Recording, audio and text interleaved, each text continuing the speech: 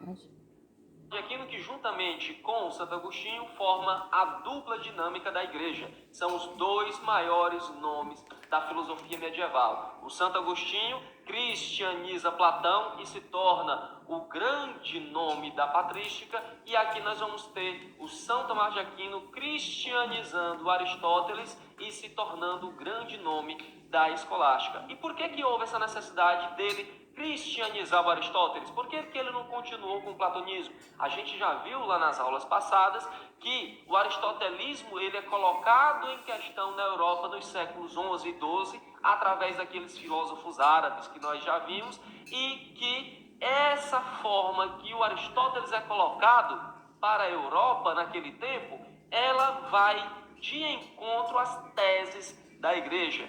O aristotelismo daqueles filósofos combatia o que a Igreja dizia, e aí a Igreja precisava de alguém para passar o pente fino na filosofia do Aristóteles e mostrar que o aristotelismo ele não estava em desacordo com a fé cristã, ele não estava em desacordo com a doutrina católica, mas o aristotelismo era um importante instrumento para que nós pudéssemos entender mais ainda a fé, e com isso se tornava um instrumento para que nós pudéssemos compreender a revelação divina, a revelação que está no Evangelho, nas Sagradas Escrituras. E quando São Tomás de Aquino faz isso, pessoal, ele praticamente diz o seguinte: olha, esqueçam esse aristotelismo trazido por esses árabes.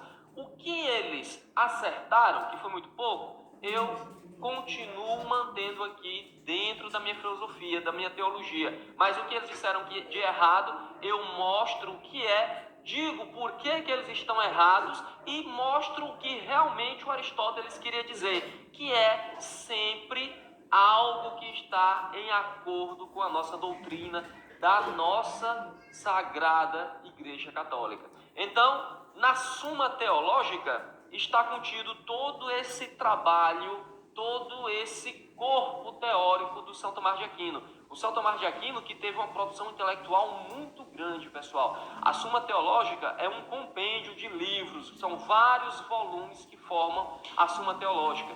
Ele teve uma produção tão grande e teve, assim, uma fama tão grande na Idade Média, nesse período da escolástica, que ele ficou conhecido como o conselheiro dos conselheiros.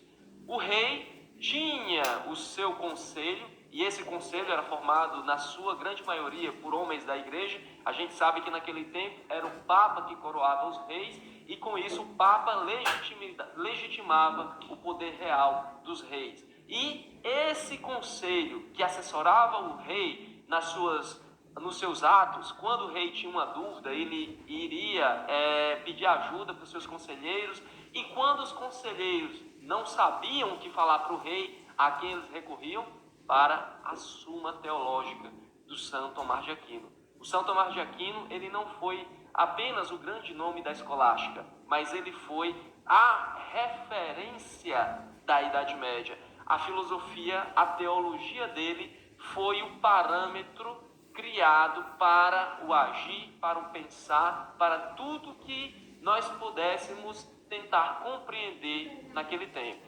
E, pessoal, a Suma Teológica do São Tomás de Aquino, ela é uma obra, vamos dizer assim, um pouco avançada para a época. Por quê? Porque o São Tomás de Aquino, ele não coloca de uma forma expositiva a sua filosofia.